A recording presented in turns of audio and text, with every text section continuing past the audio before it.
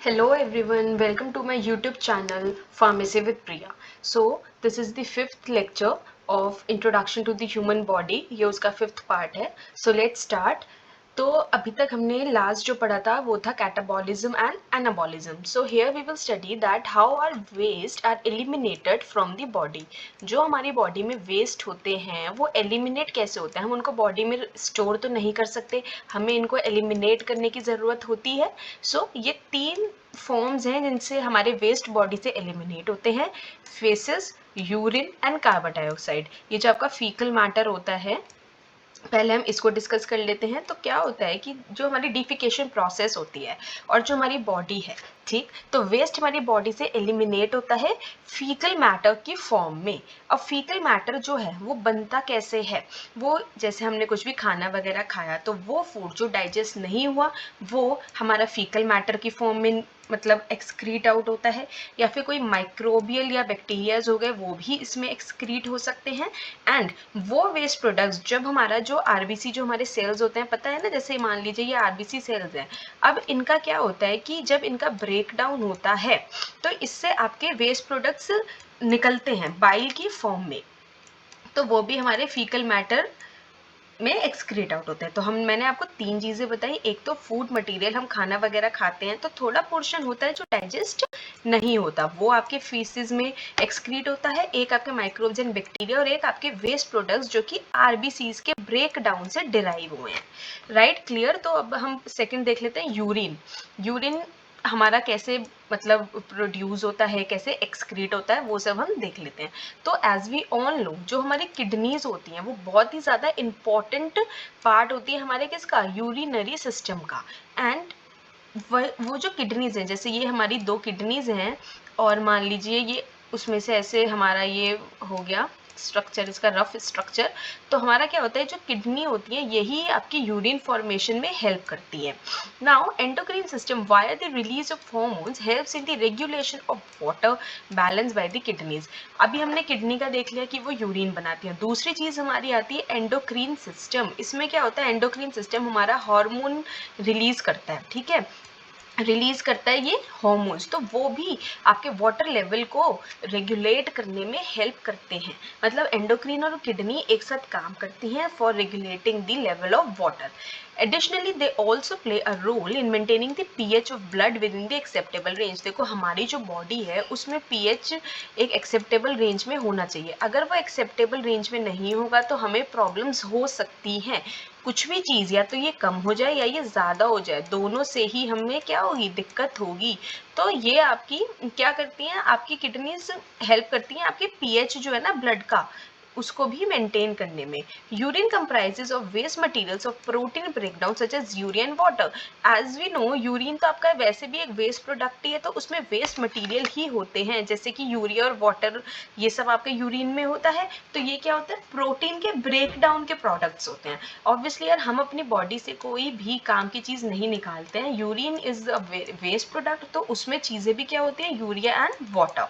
Until the process of micturition, bladder is used for the storage of urine. Micturition तक, जब तक आपका मतलब एक्सक्रीशन की प्रोसेस शुरू नहीं हुई, उससे पहले यूरिन हमारे ब्लैडर में स्टोर रहता है. ठीक, तो हमने क्या बोला कि किडनीज इसमें एक इंपॉर्टेंट रोल प्ले करती हैं. एंडोक्रीन सिस्टम हार्मोन्स रिलीज करता है और ये भी यूरिन वाटर लेवल को मेंटेन करने में हेल्प करता है. तीसरी चीज़ हमने पढ़ी कि हमारा जो यूरिन होता है इसमें वेस्ट प्रोडक्ट्स होते हैं लाइक यूरिया एंड वाटर, और मिक्चुरेशन तक ब्लैडर आपका यूज होता है यूरिन स्टोर करने के लिए. अब हम आते हैं थर्ड, जो है आपका कार्बन डाइऑक्साइड. ठीक, The residues of cellular metabolism is often referred to as carbon dioxide. तो कार्बन डाइऑक्साइड क्या होती है, कोई भी हमारे सेलुलर मेटाबॉलिज्म का रेसिड्यू या वेस्ट. रेसिड्यू आप लोग समझते हो, रेसिड्यू होता है जो चीज़ बच जाती है. जैसे अगर हम चाय बनाते हैं तो चाय पत्ती हमारी जो लास्ट में बच जाती है, दैट इज द रेसिड्यू. तो रेसिड्यू जो भी हमारा सेलुलर मेटाबॉलिज्म हुआ, सेल्स ने कुछ मेटाबोलाइज और ये सब किया, तो वो रेसिड्यू जो बच जाता है उसको हम बोलते हैं carbon dioxide. It is essential to excrete carbon dioxide gas from the body. बिल्कुल बहुत ज़रूरी है. आप CO2 को अपनी बॉडी में तो नहीं रख सकते हो. क्यों? क्योंकि ये डिजॉल्व हो सकती है और एसिडिटी या अल्कैलिनिटी की सिचुएशंस पैदा कर सकती है। तो ये जो CO2 है जो कि नेगेटिव गैस है, इसे हमें अपनी बॉडी से एक्सक्रीट करना होता है। अगर हम इसको अपनी बॉडी से नहीं निकालेंगे तो वो डिजोल्व हो जाएगी। डिजोल्व मतलब घुल जाना, बॉडी में डिजोल्व हो जाएगी और एसिडिटी या अल्कैलिनिटी बेसिसिटी की कंडीशन वो कर सकती है generate. Expiration through lungs is the primary route for the excretion of carbon dioxide. बिल्कुल, वी ऑल नो, ये तो हम बहुत पहले से ही पढ़ते आ रहे हैं कि लंग्स से ही हमारी CO2 एक्सक्रीट होती है। इतना आप लोग को आई गेस समझ आ गया होगा कि हमने वेस्ट कैसे अपनी बॉडी से हम एक्सक्रीट आउट कर सकते हैं। अब हम आते हैं स्किन के स्ट्रक्चर पे। स्ट्रक्चर ऑफ स्किन, स्किन हमारा पूरी, अगर हम बॉडी देखें तो पूरी बॉडी पे हमारे स्किन है, और वो अगर स्किन हम हटा दें तो पूरी बॉडी एक्सपोज हो जाएगी। हर चीज जो हमारी इंटरनल है that will be expose to microbes and various other things. तो स्किन आप कह सकते हो कि प्रोटेक्टिव लेयर की तरह क्या करती है, काम करती है हमारी बॉडी के लिए।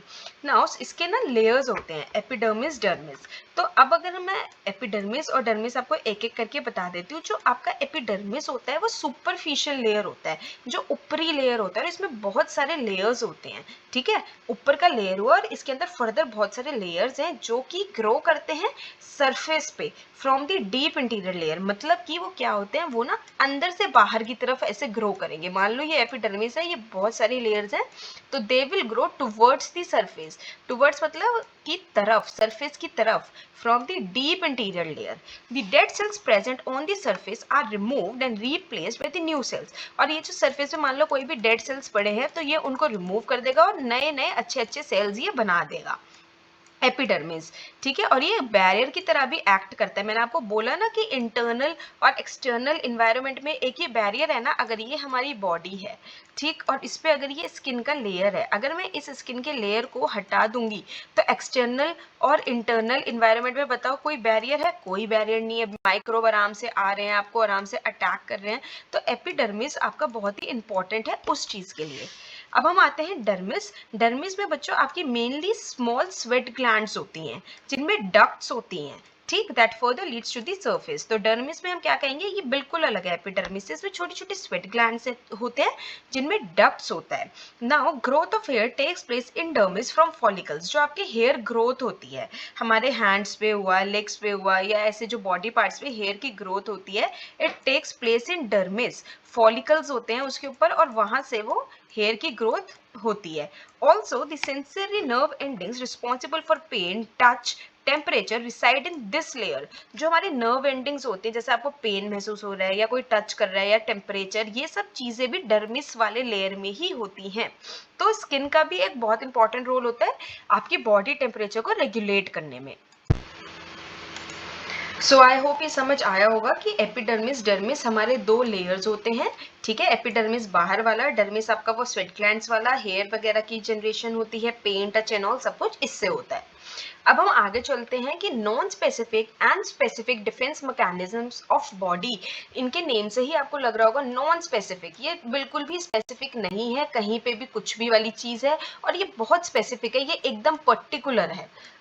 ठीक है, जो हमारी बॉडी होती है, अब हमारी बॉडी इन्फेक्शंस वगैरह को भी एक्सपोज होती है, माइक्रोब्स वगैरह को भी एक्सपोज होती है, तो क्या हम उसको एक्सपोज होने देंगे? No, it is very much essential कि हम उसको प्रोटेक्ट करके रखें। और वो जो प्रोटेक्शन है वो हम दो तरीके से करेंगे, एक तो नॉन स्पेसिफिक मैकेनिज्म से और एक स्पेसिफिक मैकेनिज्म से। तो जो नॉन स्पेसिफिक है, as the name suggest, this provides protection against any type of invader. देखो ये नॉन स्पेसिफिक है, ये ऐसा वाला टाइप का है कि कोई भी इन्वेडर आएगा, मेरे को मतलब कि वो किसी भी टाइप का हो, किसी भी कैटेगरी का हो, मैं उसके लिए प्रोटेक्टिव हूँ, अपनी बॉडी के लिए मैं प्रोटेक्टिव हूँ उसको लेके। For example the hydrochloric acid that is present in gastric juices antimicrobial substances that helps in the destruction of ingested microbes. देखो हमारा क्या होता है कि गैस्ट्रिक जूसेस होते हैं, उनके अंदर क्या होता है, HCl, हाइड्रोक्लोरिक एसिड होता है, और उसके अंदर एंटीमाइक्रोबियल सब्सटेंसेस हैं जो कि अगर मैंने कुछ खा लिया बाय चांस या कहीं से भी किसी भी तरीके से मेरी बॉडी में कोई माइक्रोब आ गया, तो हमारी बॉडी इतने अच्छे से डिजाइंड है कि जो HCl है उसमें एंटीमाइक्रोबियल सब्सटेंस है और वो उसको किल करेगा। वो तब ये नहीं देखेगा कि ये कौन से टाइप का माइक्रोब है, क्या मैं इसको कर सकता हूँ या नहीं। No, it is a non specific mechanism और वो सब को एक जैसा ही ट्रीट करेगा। Inflammatory response and mucus secretion can also be included in the non-specific mechanism। जो भी हमारा inflammatory response होता है या mucus secretion होता है, पता है जैसे हमारी जो nose है, देखो मैं आपको बताती हूँ, उसमें भी म्यूकस सिक्रीशन होता है, वरना कोई भी माइक्रोब जाएगा तो वो सीधा एंटर कर सकता है, म्यूकस की वजह से वो वहीं पे ही यू कैन से अटक जाते हैं या नहीं पास कर पाते हैं पैसेज को। तो this is also non specific. तब तो हमारी बॉडी ये नहीं सोचती है कि ये वाले टाइप का माइक्रोब है तो ही मैं रोकूंगी, no, it is non specific, सबके लिए वो एक ही जैसा एक्ट करती है। सेकेंड है आपका स्पेसिफिक, मतलब पर्टिकुलर। स्पेसिफिक चीजें क्या होती हैं, बहुत ही पर्टिकुलर चीजें होती हैं, जो कि अब हम कैसे करेंगे, कोई भी फॉरेन सब्सटेंस, फॉरेन समझते हो मतलब कि कोई भी ऐसी चीज, अननोन चीज या कोई ऐसी चीज जो हमारी बॉडी के लिए हमारी बॉडी उसको नहीं जानती, इट इज अननोन, तो उसको हम कहते हैं फॉरेन सब्सटेंस। तो जैसे कि ये जो चीजें होती है, एंटीजन एंटीबॉडी आपने पढ़ा है ना, तो फॉरेन सब्सटेंस मान लो आपका एंटीजन हो गया, जैसे पॉलेंस हो गया, ट्रांसप्लांटेड सेल्स हो गए या कोई बैक्टीरिया हो गया, तो इसके लिए हमारी बॉडी एक मेमोरी डेवलप कर लेगी, ठीक है, और वो फिर सेम एंटीजन से मतलब जैसे वो फिर उसके लिए जो है प्रोटेक्शन प्रोवाइड करेगी, अगर दोबारा भी वो एंटीजन आएगा तो उसको वो लाइफ लॉन्ग डिफेंस उसके लिए वो डेवलप कर लेगी। तो ये स्पेसिफिक है कि जैसे भाई पॉलन आया तो मेरी वो एक एंटीजन है, तो मेरी बॉडी उसी पर्टिकुलर पॉलन के लिए एक मेमोरी जनरेट कर लेगी कि अगर अगली बार भी ये पॉलन आता है तो मुझे कैसे एक्ट करना है या मुझे कैसे प्रोटेक्शन प्रोवाइड करनी है। तो ये हो गया स्पेसिफिक। आपको समझ आ गया होगा कि एंटीजन बाहर की कोई चीज आई, कोई ट्रांसप्लांटेड सेल आया, कुछ भी आया, बैक्टीरिया हुआ, तो मेरी बॉडी फिर वैसे ही एक्ट करेगी और लाइफ लॉन्ग एक मेमोरी डेवलप कर लेगी उसके अगेंस्ट। सो अभी तक आपको क्लियर हुआ नॉन स्पेसिफिक स्पेसिफिक डिफेंस क्या है, स्ट्रक्चर ऑफ स्किन क्या है, हम कैसे मैटर जो है एक्सक्रीट आउट करते हैं। तो अब हम देख लेते हैं मूवमेंट, हमारी बॉडी में हम मूवमेंट कैसे करते हैं और क्यों करते हैं, ये क्यों इसेंशियल है। कोई भी आपको एक्टिविटी कैरी आउट करनी है, कुछ भी करना है, मूवमेंट तो बहुत ज्यादा जरूरी है। क्या आप लोग बिना मूव करे कुछ कर सकते हो? हम नहीं कर सकते हैं। Movement is primarily under conscious control except the reflex action. ठीक है, इसका मतलब समझते हो कि it is under conscious control, मतलब ये हमारे कंट्रोल में है, जब आप चाहोगे तभी तो मूव करोगे। रिफ्लेक्स एक्शंस को छोड़ के, जैसे कि अगर मैंने प्रेस पे हाथ रख दिया तो that is a reflex action, मैं एकदम से हटाऊंगी, that is not under my control, पर my movement is under my control, ठीक है, जो मेरे कॉन्शियस कंट्रोल में है। Muscular skeletal system is composed of skeletal bones, joints and muscles. अब हम इसमें देखते हैं कि हमारा मस्क्यूलर स्केलेटल सिस्टम है जो कि स्केलेटल बोन्स, जॉइंट्स और मसल्स का बना हुआ है। The framework to the body is provided by the skeleton system, whereas the movement takes place between two or more bones at their joints. जो हमारी बॉडी का फ्रेमवर्क है, पूरा फ्रेमवर्क मतलब जो बना हुआ है वो तो स्केलेटन सिस्टम से ही बना हुआ है, और जो मूवमेंट होती है वो जो दो बोन के बीच का जॉइंट होता है उससे होती है। नाउ रिप्रोडक्शन, हम एक एक करके ये हम ब्रीफ में पढ़ रहे हैं, बाद में ये सब डिटेल में है, जैसे यहाँ पे मूवमेंट और ये सब हमने ब्रीफ में पढ़ा, तो बाद में ये आपका डिटेल में आएगा। Now reproduction which is also very essential process. इससे क्या होता है, आपके जो जेनेटिक कैरेक्टरिस्टिक्स हैं वो पास ऑन होते हैं एक जनरेशन से दूसरे जनरेशन में, right. In this process spermatozoa produced by the testes and ovum produced by the ovaries fuse together resulting in fertilization. Yes we know कि इसमें क्या होता है, रिप्रोडक्शन की प्रोसेस में आपका एक स्पर्म होगा और आपका ओवम होगा, जब ये लोग आपस में फ्यूज होंगे ये दोनों सेल्स, तो आपका fertilization will take place, right. So ova are produced by the ovaries, जैसे spermatozoa आपके testes produce करते हैं, ovaries आपके ovaries produce करते हैं, and one of them travels to the uterine tube wherein the spermatozoa that has been passed from the different tube fuses with its during the sexual intercourse. तो क्या होता है कि आपका जो ओवर प्रोड्यूस किया ओवरी ने, तो वो आएगा पहले यूट्राइन ट्यूब तक, जहाँ पे जो स्पर्माटोजोआ है वो वहाँ उससे फ्यूज होगा, and then the fertilisation process will take place. Fertilisation results in the formation of zygote. अब फर्टिलाइजेशन हो गई तो नेक्स्ट स्टेप क्या होता है हमारा, जाइगोट फॉर्मेशन होती है, ठीक, तो जाइगोट बनेगा, okay, that remains embedded. Embedded का मतलब समझते हो, जो कि उससे ही स्टिक रहेगा यूट्राइन वॉल से 40 वीक्स तक during the gestation period. Embedded मतलब स्टिक रहना। Menstruation occurs when the ovum is not fertilised and if ovum does not get fertilised तब हमारे को मेंस्ट्रुएशन होता है। तो आपको समझ आ गया ना कि spermatozoa will fuse with the ओवा, उससे आपकी फर्टिलाइजेशन प्रोसेस होती है, उससे फर्दर आपका जाइगोट बनता है, ठीक है, जो कि स्टिक रहता है 40 वीक्स तक आपके यहाँ पे यूट्राइन वॉल में, राइट। सो अब हम कुछ बेसिक टर्म्स देख लेते हैं हमारी एनाटॉमी एंड फिजियोलॉजी की। पैथोजेनेसिस में आता है बच्चों, जो हम देखते हैं कि कोई भी डिजीज है उसका नेचर कैसा है और उसका बॉडी के नॉर्मल फंक्शनिंग पे क्या इफेक्ट है। एटियोलॉजी में सिंपल हम कॉज पता करते हैं कि डिजीज का कॉज क्या है। प्रोग्नोसिस में हम देखते हैं कि अगर ये डिजीज प्रोसीड होता है तो लाइकली आउटकम क्या निकलेगा। कॉम्प्लिकेशंस में हम देखते हैं कि क्या क्या उसके साथ आपकी बोलते हैं ना कि जैसे डिजीज अगर हो गया है किसी को और वो ठीक नहीं हो पा रहा है, वो आगे प्रोसीड हो रहा है, तो और क्या रिजल्ट या और क्या कॉन्सिक्वेंसेस उसके हो सकते हैं, नेगेटिव कॉन्सिक्वेंसेस। एक्यूट होता है आपका, एक्यूट बेसिकली जैसे बोल सकते हैं कि ऐसा डिजीज जो कि एकदम से आ गया है और उसको हमें अर्जेंटली ट्रीट करने की जरूरत है। ठीक है, ये हो गया आपका एक्यूट।